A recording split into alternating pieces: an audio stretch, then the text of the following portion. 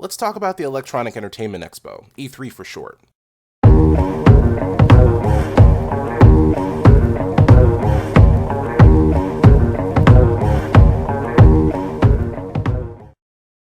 The last few years of E3 haven't been exciting, and clearly I've never been to the event, nor do I pay attention to more than the initial press conferences initially, but that's where the main players, Microsoft, Sony, and Nintendo, come out and strut their stuff. The point is to sell their products and to hopefully be more memorable enough for people to choose one over the other.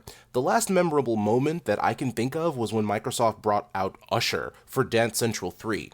That was 3 years ago as of recording this video, and all I could think was, why is Usher on stage? And for the last 3 years, I've seen the industry do the same things and promise the same things. However, I noticed a shift at E3 2014. The shift came when the majority of the games that were announced for the next-gen consoles were announced to the public as 2015 releases. The problem with this is that the PS4 and the Xbox One hadn't had many blockbuster games yet, not to mention the lack of exclusives, and I swear to unbaptized Jesus if someone mentioned knack. My ranting aside, by E3 2014, there weren't many reasons to buy one of these hunks of plastic. There weren't any games, backwards compatibility, or special features that I cared about, so why bother? I don't need television capability because I don't pay for cable. I download what I want to watch and I pay for Netflix. But E3 2014 is where I really began to focus and notice what was wrong with the industry. Next-gen consoles may be on the market, but the overall attitude isn't forward-thinking. The industry is scrambling to cling to these consoles to help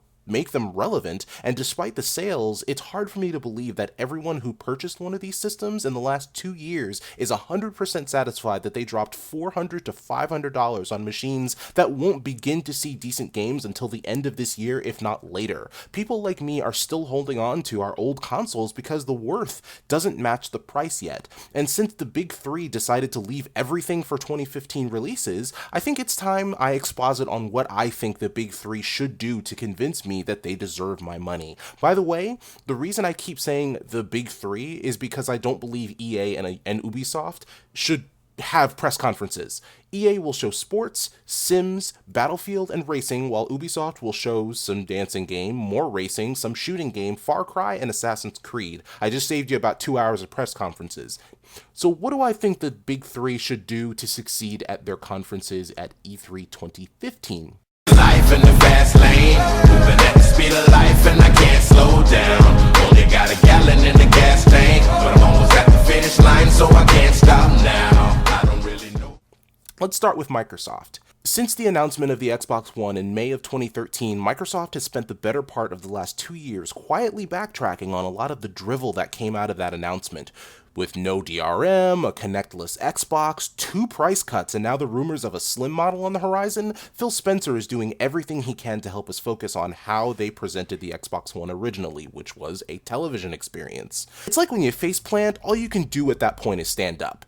Microsoft, all you need are some games, and you may run away with this year's E3. Seriously, games. Not just games, exclusive games. Exclusive games with release dates in 2015. We know you've got them. If you need to not charge $60 for them, so be it. Jerk off all those developers you have under your umbrella to get that sweet release of actual game launches this year. E3 2014 was the expo of announcements of titles that weren't coming out until a nondescript date in 2015, and I am holding you to that.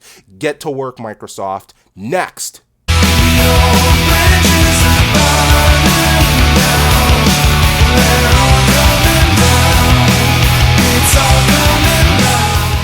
What do I think Sony should do? Everything in their power not to scream, "Step your game up," drop trowel, and start stroking it on stage, finishing all over the faces of the front row.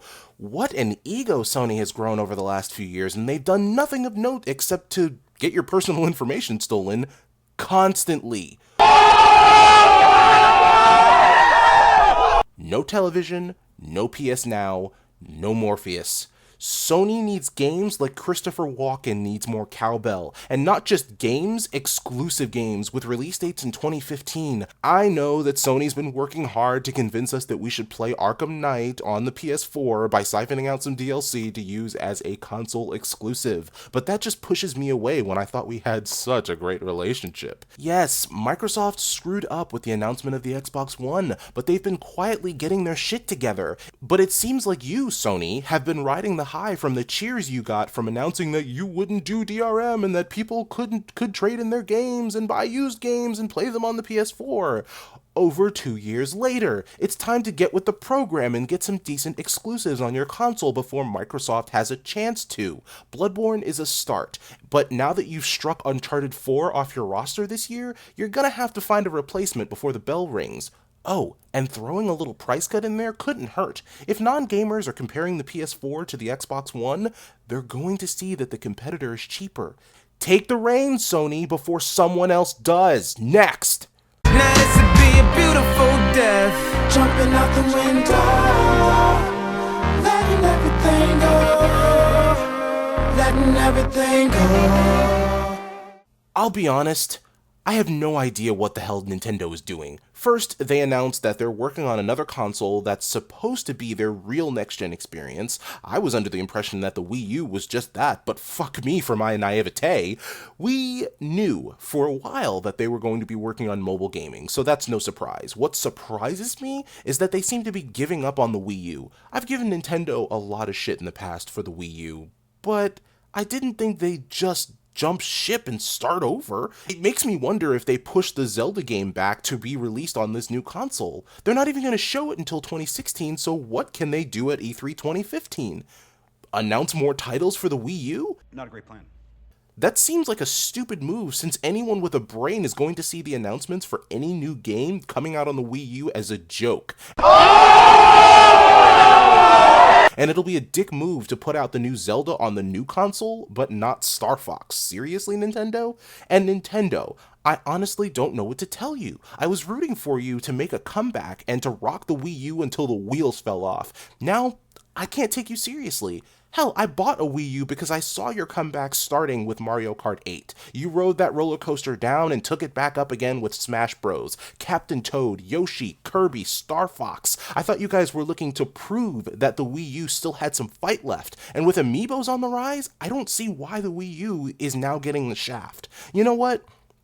Don't show any games at E3. Don't even do the Nintendo Direct thing. Give the time slot to another company, cancel your event altogether. Just announce a price drop on the Wii U, bring it down to $150 or something like that, and tell it like it is. You've given up on the Wii U and it shows in your actions.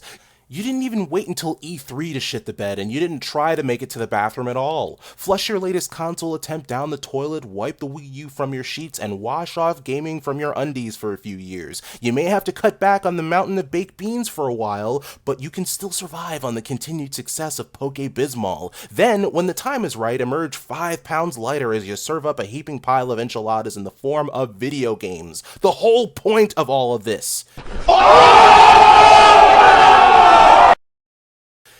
E3 is where your evolution happens? More like E3 is where your evolution stops, because there's been no evolution over the last couple of years, and with current announcements as the way they are, I don't see good things. However, these are the things that I think that the big three should do at E3 2015. But what do you guys think? Be sure to rate, comment, favorite, subscribe, and as always, I'm the Black Dragon.